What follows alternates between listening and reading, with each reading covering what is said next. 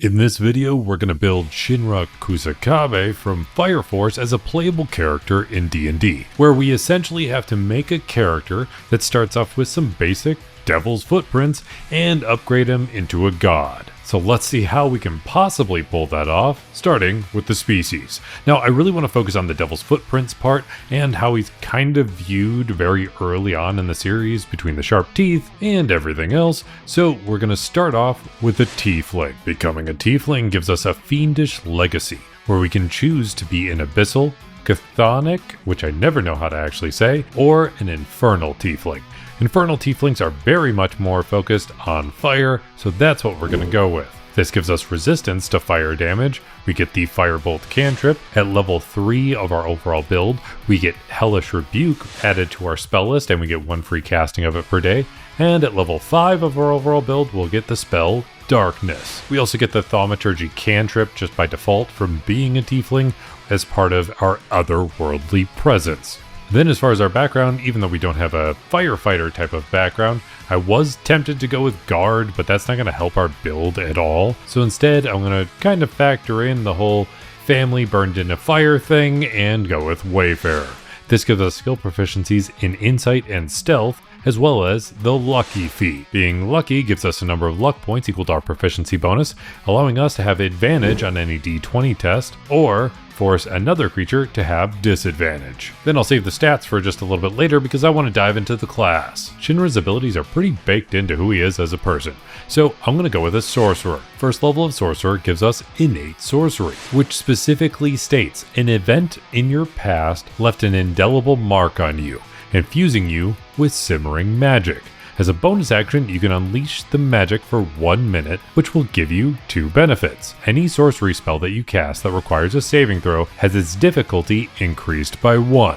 So a DC saving throw for any of your spells is now boosted by 1. And you have advantage on attack rolls related to your sorcerer spells if it's a spell that requires an attack roll. You can use this feature twice, regaining all expended uses when you finish a long rest. You also get some spell casting when you become a sorcerer. So when it comes to cantrips, I'm going to run through everything that really makes sense for the character. You already get Firebolt by default, so you'll have to just kind of pretend that it's shooting out of your feet instead. Similarly, if you want to shoot something else out of your feet, grab Sorcerer's Burst. It's kind of a cool new cantrip added in 2024, rolling a d8 per rank of this cantrip, and you can choose any element you want for it. And if you happen to roll an 8 on any of your damage die for this spell, you can roll another d8, which I just really like the mechanic. It's kind of fun. Then grab Blade Ward for a bit more defensive ability, subtracting a d4 from any attacks coming at you, and then grab some other basic fire stuff like Control Flames and Create Bonfire. Now, when it comes to the actual spells, we really are waiting for a certain level of spell casting before this build really starts feeling like Shinra. So we're gonna have to kind of wait for that. So just because we hit spell casting for now, I'll grab some defensive stuff, but we'll run through a bunch more spells once we can get to that break point. For now, we just want to make sure we cover our defensive stuff with Mage Armor, Shield, and that's about it. Then at second level of Sorcerer, you get Font of Magic. So you have a number of sorcery points equal to your level in Sorcerer, and you can trade those sorcery points for more spell slots or vice versa, because you can also spend those sorcery points on Metamagic. Metamagic allows us to alter our spells in certain ways. We definitely want to start by going with Transmuted Spell, so that way any spells we grab in the future, we can turn it into fire damage when we want to. This will definitely open up the possibilities when we're going through the spell list. And Careful Spell, to make sure you don't light any of your friends on fire. Then at third level of Sorcerer, we get access to second level spells, but we still haven't hit that critical point yet, and we get a Sorcerer subclass. But I still don't want to factor that in either until we get to that breakpoint. At fourth level of Sorcerer, we get an ability score improvement, so we're going to grab a feat and go with Elemental Adept. This allows us to boost up one ability score by 1 point. So this is our starting ability scores, really focusing on dexterity and charisma, and then we get to boost our charisma by 1 point thanks to Elemental Adept. Also, Elemental Adept gives us Energy Mastery. So we get to choose one damage type: Acid, Cold, Fire, Lightning, or Thunder. We're going to go with Fire, obviously. And spells we cast ignore resistance to that damage type. So if we're fighting against anything that's resistant to fire, we can still do full damage to it. Additionally, Whenever you roll damage for a spell that deals that damage type, you can treat any 1 on the dice as a 2. It's not a huge boost to your minimum, but it at least keeps you from being as disappointed when you roll a 1 on a damage die. Then at 5th level of Sorcerer, you get access to 3rd level spells, allowing us to finally hit that breakpoint I really wanted to make sure we got as soon as possible. Because the most important spell that makes up this entire build is Ashardalon's Stride. It literally is exactly what Shinra does throughout the entirety of the show. There isn't even a need to change it for flavor. It just says, billowing flames of a dragon blast from your feet, granting you explosive speed, and for the duration, your speed is increased by 20 feet, and moving doesn't provoke opportunity attacks. Additionally, when you move within 5 feet of a creature or an object that isn't being worn or carried, it takes 1d6 fire damage from your trail of heat. The only downside is that you can only damage a creature from this spell once per turn, so you can't just run in circles around them, damaging them repeatedly. Additionally, you can upcast this spell, increasing your speed by an additional 5 feet for every spell slot above the 3rd, and increasing it by another d6 for every higher level spell slot. And now that we officially have flames blasting from our feet, we can focus on the other spells that we skipped over grabbing earlier. Blast a huge wave from your feet with the 1st level spell, Burning Hands. It's just now replaced by Burning Feet. And also grab Featherfall, just in case you get blasted really high in the air and you want to make sure you don't take damage when you come back down. I would also really like to grab Tasha's Caustic Brew. This will allow you to spew out a caustic brew in a sense. A stream of acid emanates from you in a 30-foot line, forcing a dexterity saving throw and covering a creature in acid, dealing 2d4 acid damage at the start of each of their turns.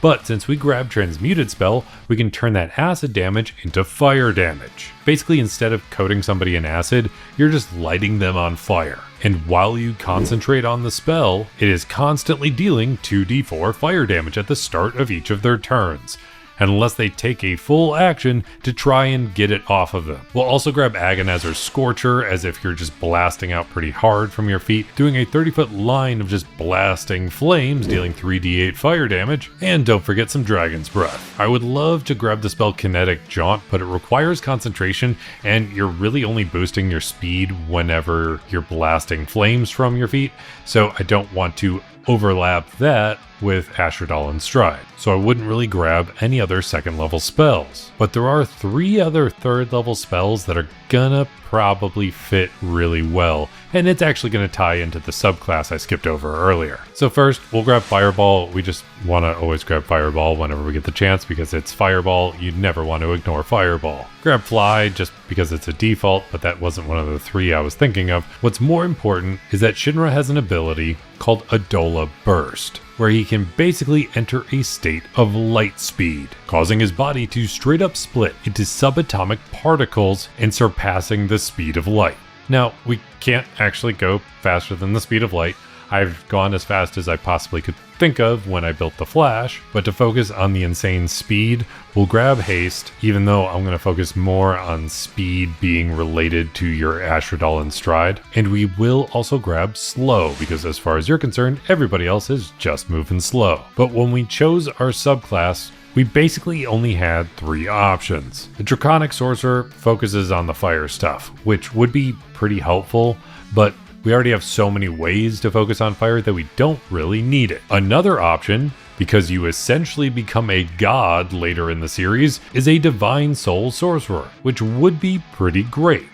But their abilities are basically purely focused on healing, and that doesn't really fit as well. So instead, I'm going to focus more on the powers of a god and go with Clockwork Sorcery. This gives us some Clockwork spells, which don't currently tie into our character build too much, but we do get Restore Balance. So your connection to the plane of absolute order allows you to equalize chaotic moments. So anytime you see somebody about to roll with advantage or disadvantage, you can take a reaction to prevent any level of advantage or disadvantage, allowing you to do this a number of times equal to your charisma modifier. Then getting to 5th level of Sorcerer, now that we're back to being caught up in this build, we have Sorceress Restoration. So when you finish a short rest, you can regain a number of sorcery points, but no more than half of your sorcerer level rounded down. Then at 6th level of Sorcerer, you get another feature from being a Clockwork Sorcerer called Bastion of Law. You tap into the Grand Equation.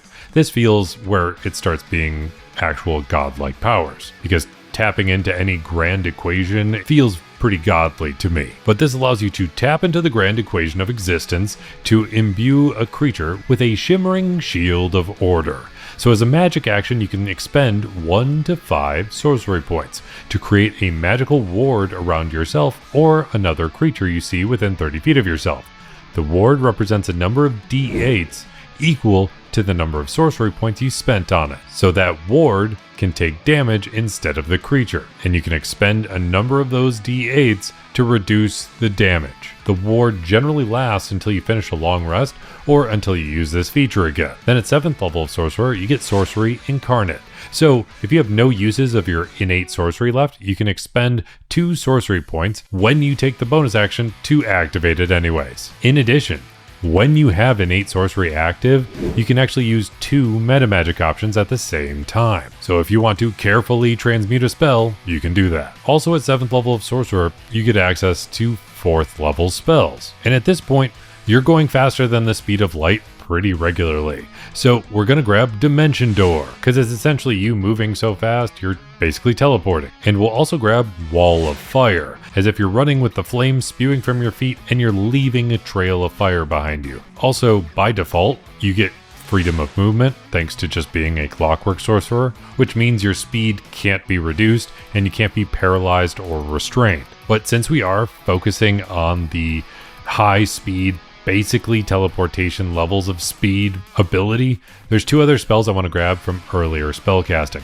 One is Blink, slip into the ethereal plane while you're moving. And I'll also grab Thunderstep, because this kind of thematically works pretty well with Ashardalon Stride, because it doesn't require concentration, but while you have your concentration on Ashardalon Stride, you can also use Thunderstep to teleport as if you're suddenly moving so damn quick. And if you want, you can change that thunder damage to fire damage, because Thunderstep allows you to teleport and deal 3d10 thunder damage. Then at 8th level of Sorcerer, you get an ability score improvement, so we're going to go ahead and boost up that charisma by 2 points. Then at 9th level of Sorcerer, you get a higher level of spellcasting again. So with the 5th level spells, we basically only want to grab Immolation and Far Step.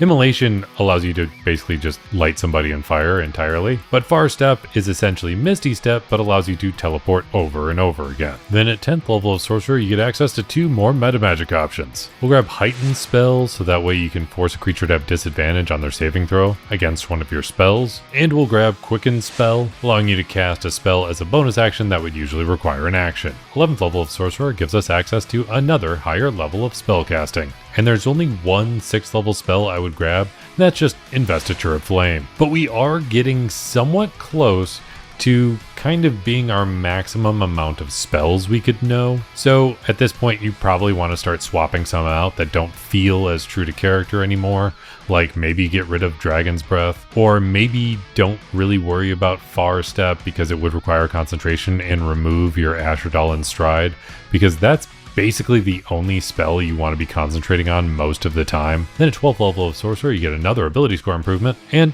I want to make you a bit faster. So we're going to grab a feat and go with Speedy. This allows us to increase our dexterity by 1 point, and we boost our speed by 10 feet. Then additionally, when you take the dash action on your turn, difficult terrain doesn't happen to cost you any extra movement, and opportunity attacks are always at disadvantage against you. 13th level of Sorcerer gives us access to another higher level of spellcasting, and there's only 2 7th level spells worth really grabbing here. One is Firestorm, as if you're blasting a ton of fire from your feet, but the other is if you go full-blown, just epically scary Shinra form by going with Draconic Transformation. This will give you blind sight and a breath weapon, blasting out shimmering energy in a 60-foot cone. The only downside is that this is force damage, so it's not going to be doing the same type of fire damage you're so used to. but because it's a draconic transformation, it just still felt semi-aligned with fiery stuff. But on top of all that, you also get a flying speed of 60 feet, and that does help us a bit too. Then at 14th level of Sorcerer, you get another feature from being a Clockwork Sorcerer called Trance of Order. So you gain the ability to align your consciousness with the endless calculations of Mechanus, or the universe. So as a bonus action, you can enter this state for 1 minute. During the duration, attack rolls against you cannot benefit from advantage, and whenever you make a d20 test, you can treat any roll of a 9 or lower as a 10 on that d20 die, pretty much hammering in that more godlike state. So if you're doing any attack rolls, between having advantage, not being able to roll less than a 10, adding your charisma modifier, which is maxed out, and your proficiency bonus, you're almost guaranteed to hit most of the time for most creatures. Then at 15th level of Sorcerer, you get access to 8th level spells. And I could grab something like Incendiary Cloud, which would be good. It does a big sphere of damage, but I really want to not focus on too many concentration spells because I always want to have flames blasting from your feet with Ashardalon Stride. So instead, I'm going to go with Sunburst. Just think of the flames being so powerful, they're now dealing radiant damage, because Sunburst deals radiant damage in a 60-foot radius sphere, dealing 12d6 radiant damage and blinding creatures at the same time. Then at 16th level of Sorcerer, you get another ability score improvement. We're going to go ahead and boost up our Constitution by 2 points. I know we have an odd score in Dexterity, but we're going to deal with that in a second. 17th level of Sorcerer gives us 2 more Metamagic options. So we can grab Extended Spell, just to make spells last a bunch longer. And then there's one that's a little tricky, because there's not really a lot of Metamagic options that are going to help us much anymore. So there's one that you can see if your DM will let you bend the rules a tiny bit for it, because I'm going to grab Distance Spell. So this makes it so when you have a spell that you cast that has a range of at least 5 feet, you can spend 1 sorcery point to double the spell's range. Or if the spell's range is touch, you can spend 1 sorcery point so the spell's range becomes 30 feet. But if we're just focusing really heavily on Ashardalon Stride, that has a range of self. So if your DM's going to allow you to bend the rules a little bit, the thing about this spell is that when you move within 5 feet of a creature, that's when it takes the damage. So maybe, just maybe, the flames blasting out from your feet are just blasting with such a massive cone that 5 feet can possibly get doubled to 10 feet if your DM's super nice. But it's really just because I couldn't think of anything else to give as far as a metamagic option. Then also at 17th level, you get access to 9th level spells, the highest level of spellcasting in D&D. Now, I could grab Meteor Swarm. It's a big fiery spell, but I don't want to, because we already have plenty of fire-based stuff and we have other things we need to worry about. And I was still tempted to also take Time Stop because of your general abilities, but I need basically the ability to reshape reality because you're essentially a godlike being by the end of the show. So I'm gonna grab Wish. Frankly, I usually keep Wish by its basic description though. And its basic description isn't some magical thing that can absolutely do whatever you want, like the name Wish might suggest. However, Shinra basically has the ability to reshape reality, and Wish can do that, because in its description, first it can duplicate any spell of 8th level or lower, and one spell of 8th level that we don't happen to have because it's specifically a Dunamancy or Chronergy wizard type spell is Reality Break. So if we're worried about messing with reality, this allows us to do that even with the very first feature of the spell. Additionally, we can create objects worth up to 25,000 gold and up to 300 feet in any dimension, or instant health, so we can regain all the hit points for up to 20 creatures, or grant resistance to 10 creatures of one damage type, and that resistance is permanent, which is insanely powerful, because if something is permanent, that means you can cast this spell every single day if you want to. As long as you can deal with the downsides of casting this spell, where you take some necrotic damage per spell level and it reduces your strength. But if you can go ahead and mitigate that, Over a long period of time, you can basically become resistant to every type of damage. The spell can also give you spell immunity, so you can get immunity to a single spell or other magical effect for 8 hours. You can get sudden learning, so you can replace one of your feats with another feat, and this is actually extremely game-breaking if you use it right, which I will go over in just a moment. You can also do roll redo to re-roll some rolls, or it has the feature reshape reality, so you don't need to worry about casting the 8th level spell Reality Break. You can just reshape reality at the base amount of the wish spell. You know, basically doing whatever you want as long as the dungeon master is cool with it. What we really want to focus on is sudden learning, because this is where it can get so damn broken in just 2 more levels. Because at 18th level of Sorcerer, you get Clockwork Cavalcade from being a Clockwork Sorcerer. So as a magic action, you can summon some spirits in a 30-foot cube, where it can heal up to 100 hit points, repair some stuff in the cube, or dispel some magic. But at 19th level of Sorcerer, and 19th level of any character overall, you can get an epic boon. And we're going to go with the Boon of Speed, because we want to boost up that speed quite a bit, because you are insanely fast. This allows us to boost up our dexterity by 1 point, rounding it out, and it gives us the feature Escape Artist, so you can disengage as a bonus action and immediately end any grappled condition on you, but it also adds 30 feet to your movement speed. However, since we hit 19th level of Sorcerer, we have fulfilled the one requirement to get an epic boon, because there is only one requirement for getting an epic boon, and that's being 19th level, and Shinra basically becomes a god. So how do you do that in D&D? Simple. Replace any feat and any random ability score improvement with an epic boon, because you now have the ability to do that. Because even though you grabbed feats every step of the way, you have the wish spell, and wish allows you sudden learning, and sudden learning allows you to swap out any feat for a new one, and an epic boon is an epic boon feat. You still meet the only prerequisite of being 19th level or above. So go ahead and start swapping them out. Boost up your speed even further by swapping out one of your feats for the Boon of Dimensional Travel. So every time you take the attack action or a magic action, you can teleport 30 feet because you're moving so damn fast. Make sure you're much better at surviving with the Boon of Fortitude, adding that to your monstrous pile of epic boons, boosting up your hit point maximum by 40 points. And whenever you regain hit points, you gain an additional amount of hit points equal to your Constitution modifier. And while we'll regain some hit points, might as well also grab the Boon of Recovery, granting you the feature Recover Vitalities, so you gain a pool of 10 d10s, and as a bonus action, you can expend one of those hit dice, or all of those hit dice, any number you want, and regain a number of hit points equal to whatever you rolled. And don't forget, you can add your Constitution modifier to that thanks to the other epic boon.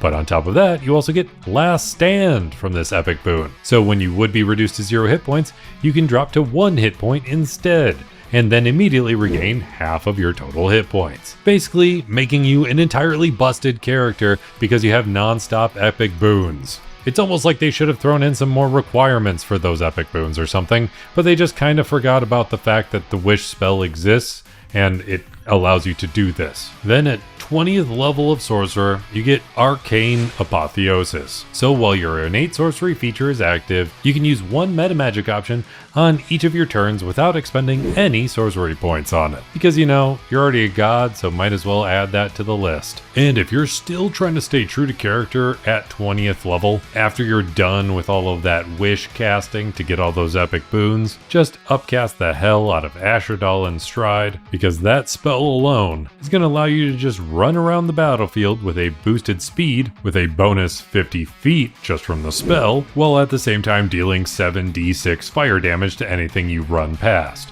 But doesn't really matter, you're essentially a god, you can do whatever you want. This was basically the only way I could figure to get as close to being godlike in D&D, while still somehow feeling close to being like Shinra. So hopefully you agree, or maybe there's something else you would do. Let me know in the comments down below. If you want access to the character sheet loaded up with epic boons, feel free to check out my Patreon, where I have access to character sheets for all of my builds. And if you made it all the way to the end of this video, let me know by hitting that like button, and I'll be here helping you roll at least 3 nat 20s in your next D&D session, especially if you want to play as Shinra Kusakabe from Fire Force in Dungeons & Dragons.